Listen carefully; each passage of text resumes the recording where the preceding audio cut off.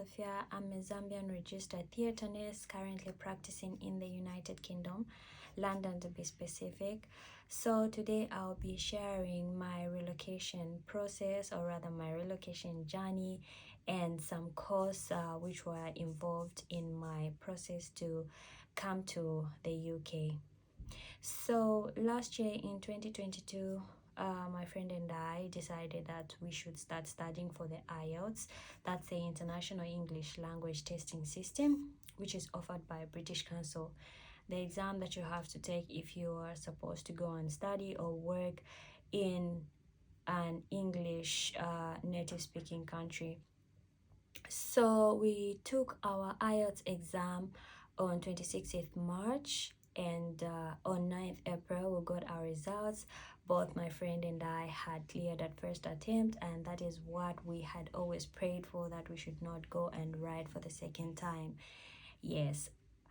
So then fast forward, after we received our results first week of April, the rest of April I actually didn't do anything. I didn't make any progress towards my relocation. Reason being, I didn't have enough money to start other things that were supposed to follow up, because relocating is actually very expensive. You need to have enough money with you, so you need to be prepared mentally, financially, and all that. It can really be stressful and draining. So on 13th May, I decided to actually apply to NMC, that is the Nurses and Midwives Council of the UK. So I paid for my application for eligibility, which was £140. I paid that amount, and NMC actually contacted General Nursing Council of Zambia just for them to verify that I was a registered nurse with the Council of Zambia. Then for that to happen, I also needed to pay a verification fee to General Nursing Council of Zambia, which was 3,500 Zambian kwacha. Yes. Sorry, just to take you back, for the IELTS exam I paid 5,270. Yes.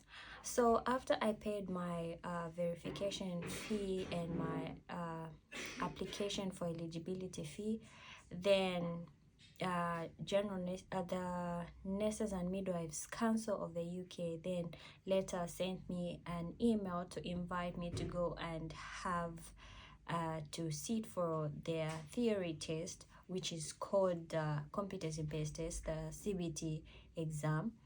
This is a test that involves nursing skills. They just ask you about nursing stuff, but based on the core values of NMC in the UK, and not the General Nursing Council. So you need to have enough information, you need to have enough study material about the values and the ethics, the code of the NMC and all that. So I went and sat for my CBT test, and I paid £83 for the CBT test, and I got my result the same day. I passed my CBT exam. When I passed my CBT test, it was now time for me to find a job in the United Kingdom. And well, I had an agency that was helping me with my relocation process, so it was not much of a hassle for me to find a job in the UK. I just made known to them my preferences. I didn't want to work in a care home, I didn't want to work in the ward, I didn't want to work anywhere else, because I'm actually a theater trained nurse. So I really wanted to relocate as a theater nurse that I am. So my agency made sure they looked for theater nurse jobs for me.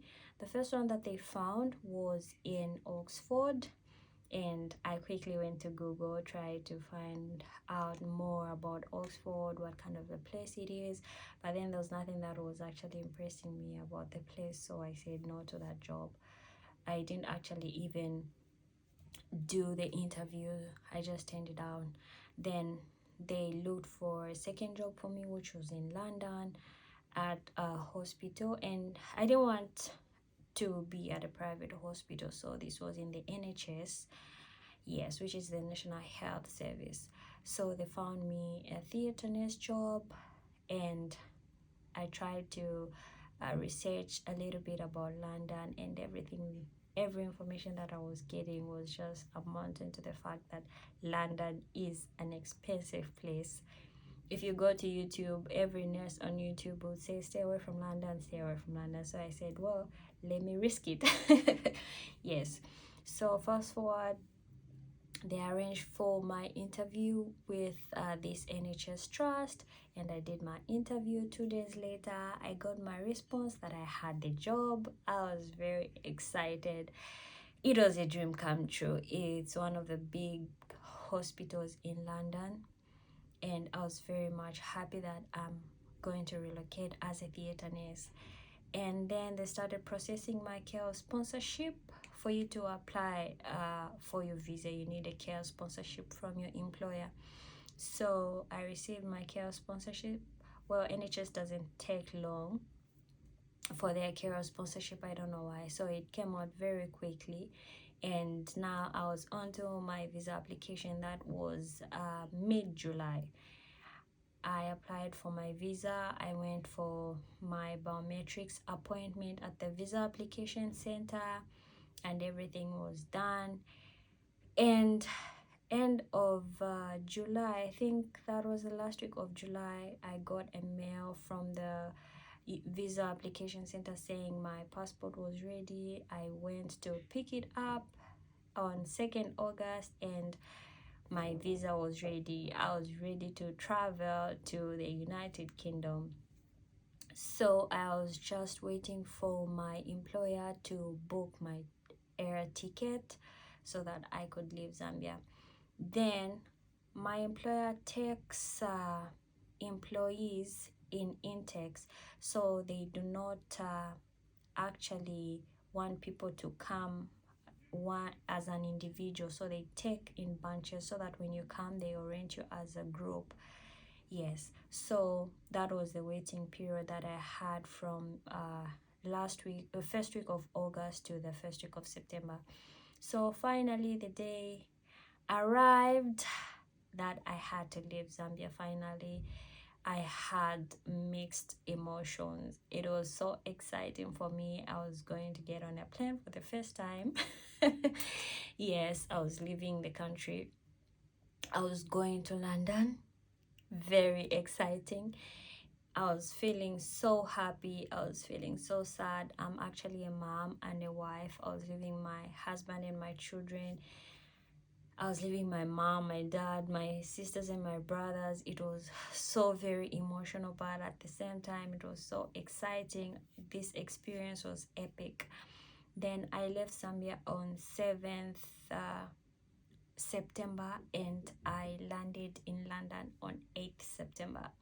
It was such a lovely journey. I had hiccups there and here and there, but it was something that I could cope with, and it was such a very good experience. And I'll definitely advise anybody that has dreams of relocating to the UK or any other country that it is actually possible. I didn't see myself in this place years back, to be honest.